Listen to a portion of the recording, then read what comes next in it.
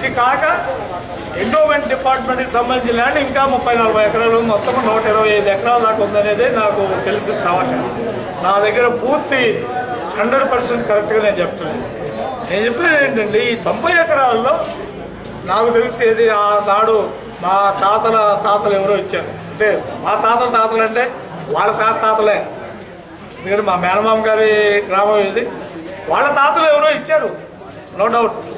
తాతలు ఇచ్చారు కాబట్టి నా పెత్తనం జరగాలనేది రాజ్యం పోయింది. ఇప్పుడు అది 1947లోనే పోయింది. అలాగే 1953లో ఈ ఎస్టేట్లు, జమీందారులు అన్నీ కూడా రద్దుపోయింది.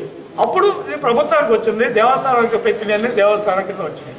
మరి ఆ దాంట్లో ఏ లిటిగేషన్ పెట్టుకున్నారో ఏమో మాకు తెలియదు. దాంట్లో 58 ఎకరాలు అన్యాక్రాంతమైనవి. అవి ఎవరి పేరు ఎన్ని బయటకు తెమ్మనే మేము కోరుతాం.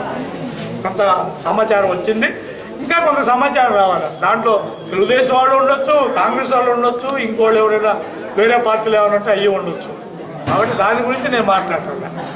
కానీ టెంపుల్ కింద నాకు తెలిసిన సమాచారం 90 ఎకరాలు ఉండాలని. 90 ఎకరాల్లో 31 ఎకరం మాత్రమే ఇప్పుడు పెట్టాలనేది వాళ్ళ యొక్క పట్టుదల. అది కారణం మీ అందరికి కూడా తెలిసొచ్చు. ఏమై వాళ్ళు ఈ ఎస్సీలు,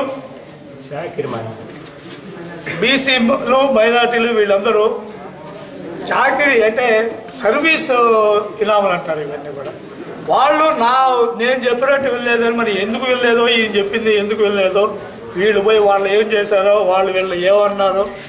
ఈ మధ్యలో ఒక దౌర్జన్యం జరిగింది ఇక్కడ. మరి అవి ఎవరు ఏమన్నారో నాకు తెలియదు. మరి అతనికి సడన్లీ వాళ్ళ మీద 35 ఏళ్ల తర్వాత ఎందుకు కోపం వచ్చిందో నాకు అసలు తెలియదు. ఇప్పుడు ఆ 31 ఎకరం పెట్టాలన్నారు. ప్రభుత్వంలో కూడా ఒక రూల్స్ ఉన్నాయి. చాకరీ మాన్యాలు అనేది అక్కడ నిజంగా జరుగుతుంటే వాళ్ళని కూడా మాట్లాడి వాళ్ళకి సమతమైన రూపంలోనే ఎలాగో వేయాలి. కానీ వాళ్ళు పూర్తిగా మీరు వెళ్ళిపోండి 50 ఏళ్ళు, రేపు ఎవరు చేయాలి ఇక్కడ? దానికి సర్వీస్ ఎవరు చేస్తారు? ఈవెన్ మాలకొండలో పెద్ద దేవస్థానం 6 టెంపుల్ అది. దాంట్లో స్టిల్ వంశపారంపర్యంగా వచ్చేవాళ్ళు చాలామంది ఉన్నారు. గవర్నమెంట్ ఎంప్లాయీస్ ఉన్నారు, వంశపారంపర్యంగా వచ్చేవాళ్ళు, అక్కడ ఉన్న బెనిఫిట్స్ పొందేవాళ్ళు చాలామంది ఉన్నారు. అందుకే మేము కోరేది ఏంటంటే, సరే ఎండోమెంట్ డిపార్ట్మెంట్ వాళ్ళకి ఏదైనా శాలరీస్ ఫిక్స్ చేస్తారో ఏమో మాకు తెలియదు. ఇప్పుడు ఈ సర్వీస్ చేసేవాళ్ళు చేసి వాళ్ళకి ప్రత్యామ్నాయమైన సదుపాయం చూపించి వేలం వేసేటప్పుడు మేమనేది ఏంటంటే, మొత్తం ఉన్న పొలం అంతా బయట పెట్టి వేయండి. ఇప్పుడు నీకు ఆమె చెప్తుంది మేడం గారు, మాకు 31 ఎకరాలు, మిగతా 50 ఎకరాలు ఎక్కడ ఉన్నాయో మాకు లెక్క రావట్లేదు. లెక్క రానప్పుడే మీరు ఎతకాలి ఎక్కడ ఉందని నేను చెప్పాను. I can answer that. 1958లో ఉన్న రిజిస్టర్ ప్రకారం ఈ పొలాలన్నీ ఉన్నాయి టెంపుల్ కింద.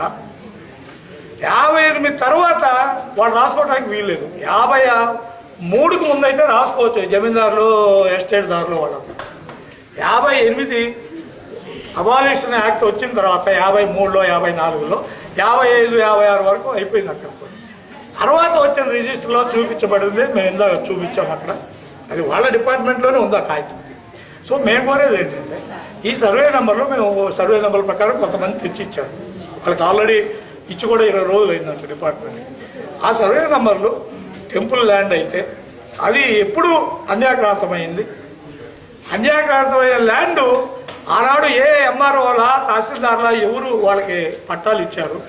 పట్టాలు ఇచ్చినప్పుడు ఏ కారణాలు చూపించి వాళ్ళకి ఇచ్చారు? సర్వీస్ చేసే వాళ్ళకే ఎవరు పట్టాలు? మామూలుగా ఏంటంటే సర్వీస్ చేసే వాళ్ళకి ఇచ్చే అవకాశం ఉంటుంది.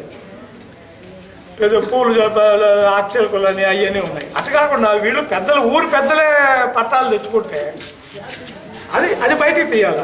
ఆ పట్టాలు ఏ కారణం చూపించి పట్టాలు ఇచ్చారు? ఆనాడు ఉన్న ప్రభుత్వం కానీ ఎవరైనా కావచ్చు అది వేరే. మరి దాన్ని ఏమన్నా ప్రభుత్వం వాళ్ళకి అమ్మిందా? కంపెన్సేషన్ తీసుకొని ఇచ్చిందా? అవన్నీ బయట పెట్టి అలాంటిది ఏమి లేనప్పుడు మళ్ళీ దాన్ని రిజర్వ్ చేయాల్సిన అవసరం ప్రభుత్వం, ఎండోమెంట్ డిపార్ట్మెంట్కి ఉన్నది.